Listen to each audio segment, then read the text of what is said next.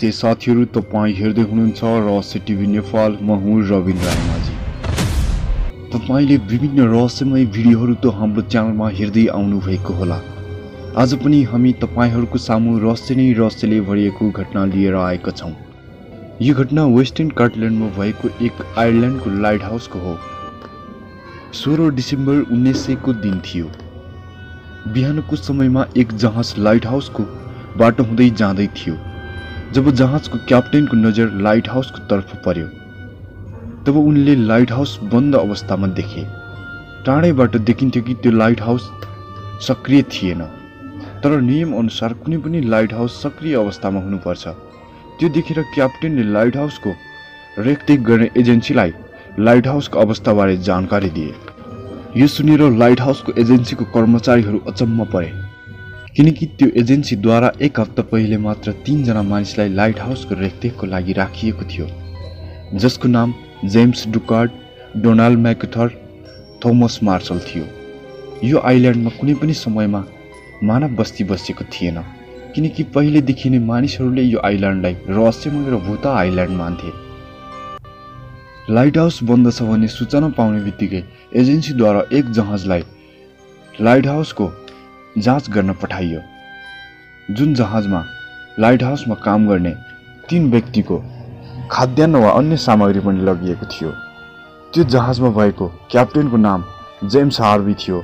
जब light हाउसको नजिकै पुगेर हेर्दा उनले लाइट हाउसको टुप्पामा झण्डा देखेनन्, किनकि कुनै पनि सुचारू भएको लाइट हाउसमा झण्डा अनिवार्य राख्नु पर्दछ।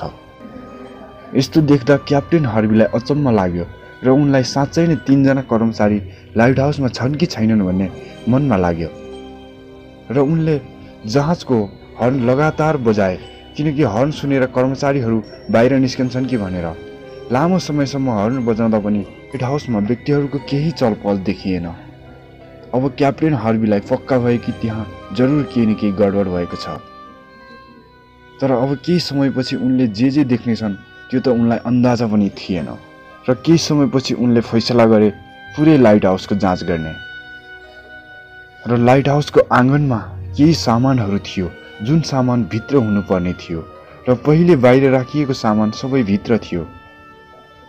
र उनीहरू लाइट हाउस भित्र प्रवेश गर्ने मूल ढोकामा गएर हेरे।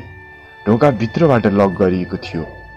ढोका खोल्नको लागि उनीहरूले आवाज दिए, तर भित्रबाट कुनै प्रतिक्रिया आएन। त्यसपछि बल्ल तल्ल बल प्रयोग गरेर उनीहरूले ढोका खोले। भित्र प्रवेश गरेपछि उनीहरूले रुममा यस्तो दृश्य देखे जुन कि पुरै लथालिङ्ग अवस्थामा थियो। नजिकैको टेबलमा पस्किएको खाना थियो। टेबलको वरिपरि राखिएको 3 चेयर मध्ये एक चेयर लडेको अवस्थामा थियो।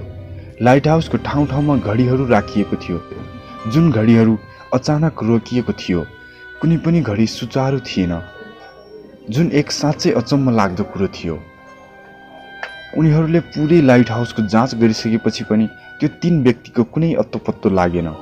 लाइट हाउसबाट बाहिर जाँदै उनले देखे ढोकामा 3 ओभरकोट झुन्ड्याएको हुन्थ्यो, तर अहिले 1 ओभरकोट मात्र झुन्ड्याएको थियो, जसको मतलब 3 व्यक्तिमध्ये 2 व्यक्तिले ओभरकोट लगाएर बाहिर निस्किएका थिए। लाइट हाउसको नियम अनुसार एक सुचारू लाइट हाउस अनिवार्य एक व्यक्ति कार्यरत हुनुपर्दछ, तर त्यहाँ यस्तो के भएको थियो जसकारण लाइट हाउसको 3 कर्मचारीमा 3 जना गायब थिए। यो कुराले त्यहाँ भएका सबै व्यक्तिहरू अचम्ममा परिरहेका थिए। क्याप्टेन हार्वी र उनका साथीहरूलाई अब पक्का भइसकेको थियो कि लाइट हाउसमा कुनै न कुनै विचित्र रहस्यमय घटना भएको थियो भनेर। उनीहरूले लाइट हाउस बाहिरको ठाउँहरूमा पनि जाँच गरे।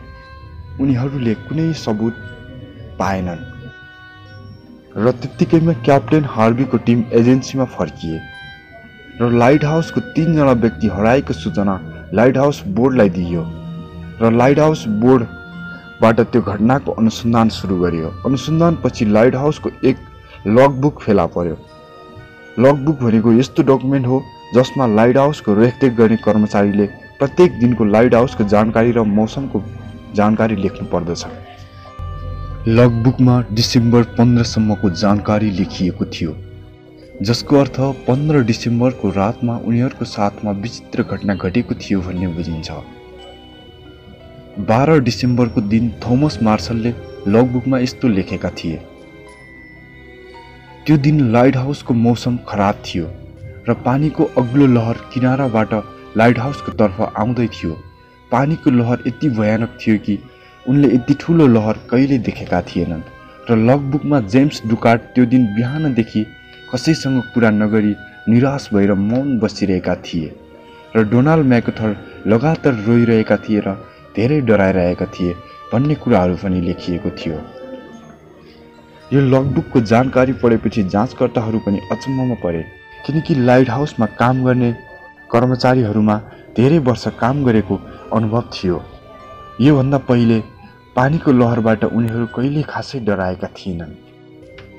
13 डिसेम्बरमा उनले लेखेका थिए, अब हावा शान्त भइसकेको छ तर समुद्रको उग्र रूप अझै रोकिएको छैन। आखिर उनीहरूको जिन्दगीमा यस्तो के भएको थियो? उनीहरू लाइट हाउसमा बिल्कुल सुरक्षित छु भन्ने थाहा हुँदा पनि उनीहरू धेरै डराइरहेका थिए। अन्तिम अक्षर 15 डिसेम्बरमा यस्तो लेखिएको थियो, अब हावा र समुद्र दुवै शान्त र सामान्य भइसकेको छ। तर यो घटनाको सबैभन्दा रहस्यमय कुरो त यो छ कि 12, 13 र 14 डिसेम्बरमा लाइट हाउस वरिपरि भएको जहाजहरूद्वारा मौसम खराब भएको कुनै पनि जानकारी दिएको थिएन र 12, 13, 14 डिसेम्बरको मौसमको बारेमा त्यो लाइट हाउसको बाटो हुँदै गएका जहाज र आइल्यान्ड वरिपरिको अन्य लाइट हाउसको कर्मचारीहरूलाई सोधपुछ गर्दा उनीहरू सबैको जवाफ यो आयो कि 12, 13, 14 डिसेम्बरमा मौसम बिल्कुल सामान्य थियो। तर त्यो दिन त्यस्तो के भएको थियो?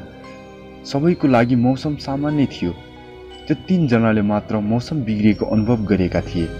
यदि उनीहरू लाइट हाउसबाट बाहिर गए त कहाँ गए र लाइट हाउसको ढोका भित्रबाट कसले लक गर्यो? यदि उनीहरू लाइट हाउस भित्रै थिए भने जाँचकर्ताहरूले किन देखेनन्?